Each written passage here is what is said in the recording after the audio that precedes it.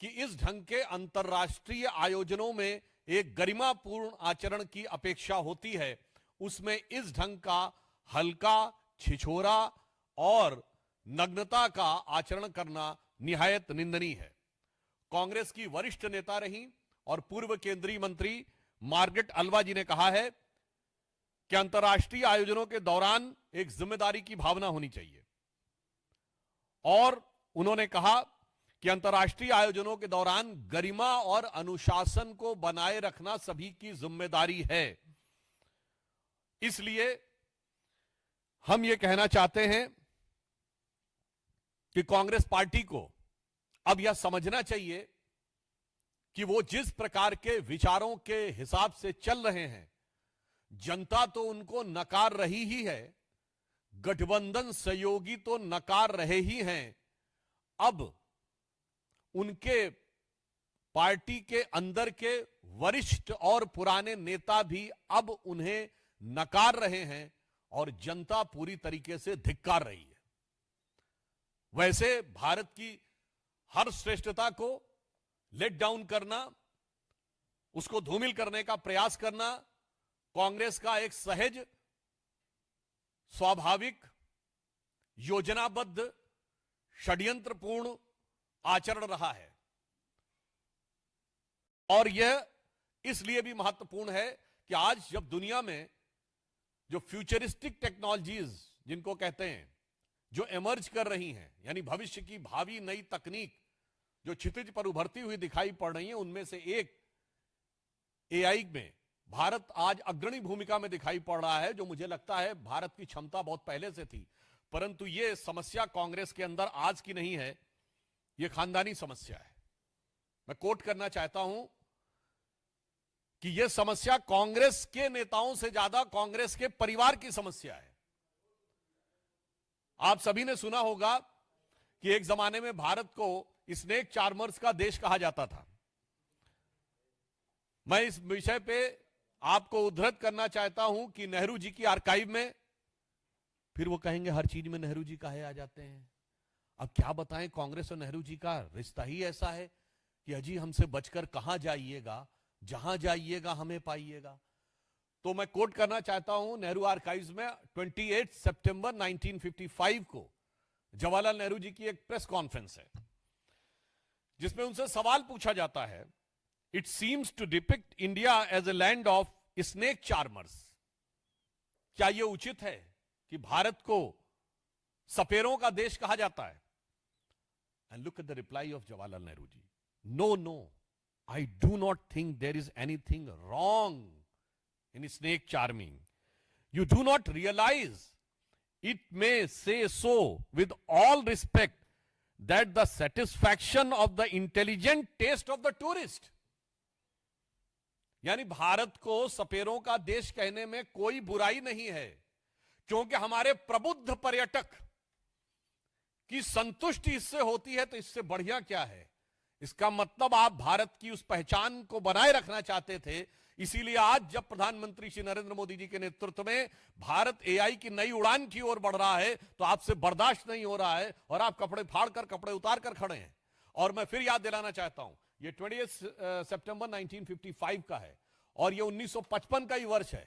और जो लोग बहुत कहते हैं ना, चाचा जी ने हमको यह समझाया, चाचा जी ने हमें नया साइंस एंड टेक्नोलॉजी दी, तो 1955 में बहुत सी युवा पीढ़ी को नहीं पता होगा, तो बताना चाहता हूं, भारत के एक प्रख्यात साइंटिस्ट अमल कुमार राय चौधरी ने 1955 में ब्लैक होल्स के पास सिंगुलरिटी यानी क्वांटम फिजिक्स में कोलैप्स होने की थ्योरी दी, जिसे बाद में रोजर पेनरोस को जो नोबेल प्राइज मिला है, और स्टीफन हॉकिंस और रोजर पेनरोस ने जो अपनी बुक लिखी है, उसमें उन्होंने उस डायग्राम को भी यूज किया है और उन्होंने उस क्रेडिट को यूज किया है। The same thing with a Bengali scientist Amal Kumar Rai Chaudhary has propagated and promulgated in 1955. यानी जब भारत का ही एक वैज्ञानिक, जो उस समय विज्ञान की एक ऐसी खोज दे रहा था जो बाद में 1995 में प्रैक्टिकली प्रूव हुई और उस पर रोजर पेनरोस को नोबेल प्राइज मिला और स्टीफन हॉकिंस और रोजर पेनरोस दोनों ने उसको कोट किया है। उस समय चाचा जी कह रहे थे कि सपेरों का देश कहने में कोई बुराई नहीं है, क्योंकि प्रबुद्ध पर्यटक इससे संतुष्ट महसूस करते हैं। तो मुझे लगता है कि इस खानदानी बीमारी का भली भांति इलाज देश की जनता करेगी। और यद्यपि समस्या क्या है कि जो उनको वैद्य बताना चाहते हैं, जो उनके डॉक्टर बताना चाहते हैं, चाहे वो उनके साथी हो संगठन के अथवा उनके पार्टी के अंदर के साथी हो, उनको वो सुनना नहीं चाहते। तो मैं कांग्रेस पार्टी और कांग्रेस के प्रथम परिवार और श्री राहुल गांधी जी को बिना मांगे एक एडवाइस देना चाहता हूं, जो रामचरितमानस में सुंदरकांड में लिखा है उन्होंने कि सचिव वैद गुरु तीन जो प्रिय बोले भय आस, राज धर्म तन तीन का होए बेगही नाश। तो आपकी पार्टी में यही समस्या है, यानी आपका डॉक्टर अगर गलत बोलने लगे, गुरु गलत बोलने लगे और सचिव गलत बोलने लगे डर के मारे कि हाँ साहब जो कह रहे हैं वही सही है, तो आप 4 पीढ़ी से जो कह रहे हैं वही सुनना है, तो उतनी ही वेग के साथ जनता में आपके प्रभाव और समर्थन का नाश हो रहा है। But after this naked truth of the notorious activities of Congress engineered by the nefarious design, another crooked tooth has also come up, which was motivated by the conspicuous design of Congress party, as Congress Chief Minister of Telangana, Shri Revant Reddy, who was just few months back was saying he was having no money for capital investment. Even in a media interview, he was saying he doesn't have money to spend 500 crores for capital investment at a regular interval of 1 month. And the same Revant Reddy ji is saying, if required, the government is ready to spend 1,000 crore for Gandhi families and the party. अब मैं पूछना चाहता हूं कांग्रेस से, जब हम विपक्ष में थे, कांग्रेस आज सिर्फ विपक्ष में नहीं है, कई राज्यों में सत्ता में है। 3 राज्यों में आप पूर्ण बहुमत के साथ सत्ता में हैं, हिमाचल, तेलंगाना और कर्नाटक। जहां हम सत्ता में थे, हमने गुजरात मॉडल दिया था। That Gujarat model which is been praised not only at the national level but at the international level. उस समय वर्ल्ड बैंक के चीफ ने 2014 में कहा था कि अब मुझे लगता है कि जो गुजरात मॉडल चीफ मिनिस्टर के रूप में मोदी जी ने दिया था वो अब नेशनल लेवल पे आएगा, और दिखाई भी पड़ता है। मैं कांग्रेस से पूछना चाहता हूं, आपका मॉडल क्या है? क्या मॉडल आपने देश के सामने रखा है कर्नाटक का? क्या मॉडल आपने रखा है हिमाचल का? दिखाइए, परफॉर्म करिए। तेलंगाना का मॉडल यह है कि कांग्रेस का मतलब मुसलमान, मुसलमान का मतलब कांग्रेस, ये आपका चीफ मिनिस्टर कहता है, और सारे सरकार के पैसे का मतलब गांधी खानदान। मतलब कांग्रेस का पार्टी का मतलब मुसलमान और सरकारी राजस्व का मतलब नेहरू खानदान। This is the model of governance which the Congress party has put fourth in front of the people. मुझे ऐसा लगता है कि इसके बाद कांग्रेस का एक और स्वरूप नंगा हो गया है। नकाब चेहरे से पहले हट चुका था, कपड़ा बदन से हट चुका था एआई समिट में। अब जो बचा खुचा रहा था वो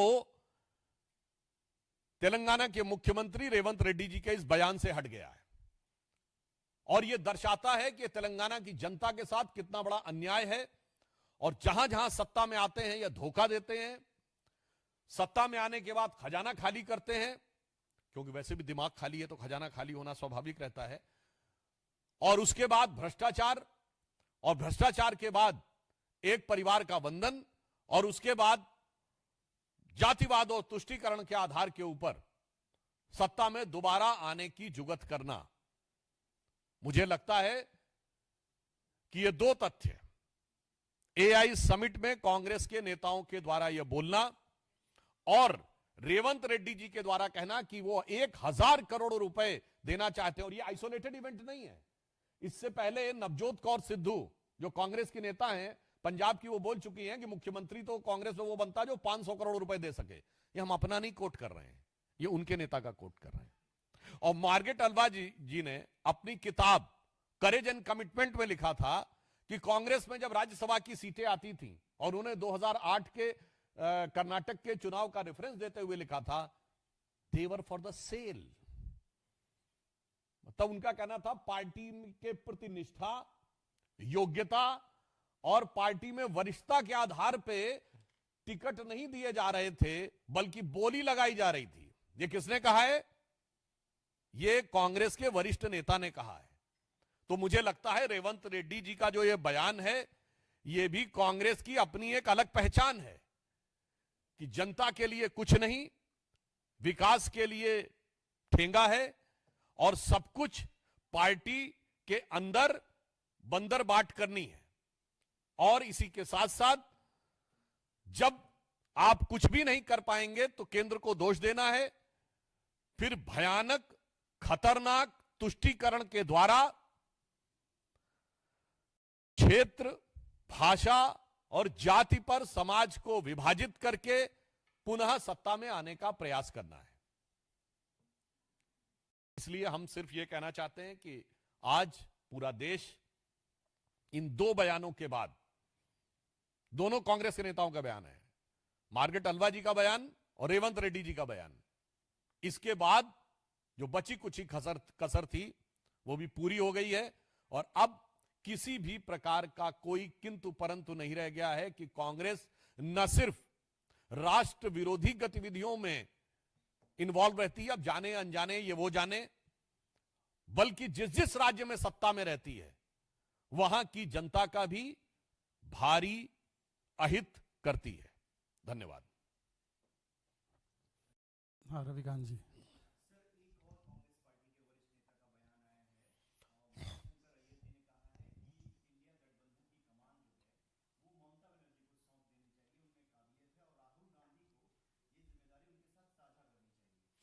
मुझे लगता है इसका जवाब इंडी गठबंधन वाले दें तो ज्यादा बेटर रहेगा और यह दर्शाता है कि राहुल गांधी जी के नेतृत्व के प्रति अस्वीकार्यता पहले जनता में आई, फिर इंडी गठबंधन में आई और अब उनकी पार्टी के वरिष्ठ नेताओं में आई।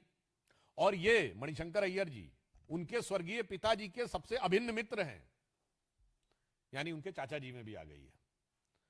तो अब उन्हें इस विषय के ऊपर गंभीरता से विचार करना चाहिए।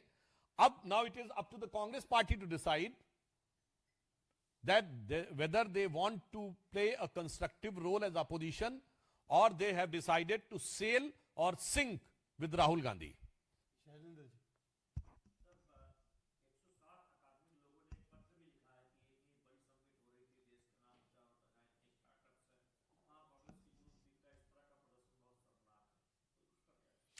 देखिए, मैं आपसे कह रहा हूं, समाज के अंदर पूरे देश में जनता आक्रोशित है, उद्वेलित है। उसी प्रकार ये प्रबुद्ध वर्ग का भी इसी में एक अपना अभिव्यक्ति है, मगर मुझे लगता है कि कांग्रेस को यह सुनाई नहीं पड़ सकता, चूंकि उनके कान में मोदी विरोध की इतनी रुई भरी हुई है कि मैं कह सकता हूं कि आज कांग्रेस राहुल गांधी का बंदर बन गई है, जो ये कहना चाहती है कि ना कुछ अच्छा देखो, ना कुछ अच्छा सुनो, ना कुछ अच्छा बोलो, जबकि चारों तरफ देश के अंदर मोदी जी के नेतृत्व में इतना बड़ा बदलाव हो रहा है, परंतु जो उसको समझना ना चाहे तो उसके लिए मैं संस्कृत का एक सुभाषित है, वह पहले भी बोल चुका हूं, पुनः कोट कर देना चाहता हूं। चूंकि ये आर्टिफिशियल इंटेलिजेंस का था तो वो इंटेलिजेंस को लेकर ही सुभाषित है कि यस्य नास्ति स्वयं प्रज्ञा शास्त्रम तस्य करोति किम लोचनाभ्याम विहीनस्य दर्पणम किम करिष्यति। यानी जिसकी स्वयं की बुद्धि या प्रज्ञा ना हो, उसको कितने भी किताब पढ़ा दीजिए, कितने भी शास्त्र पढ़ा दीजिए, उसे कुछ समझ में नहीं आ सकता। जैसे जिसकी आंखें या तो बंद हो या आंखें हो ही नहीं, कितना भी दर्पण दिखा दीजिए उसे चेहरा नहीं दिख सकता। किसी का और कोई सवाल? बहुत बहुत धन्यवाद, थैंक यू।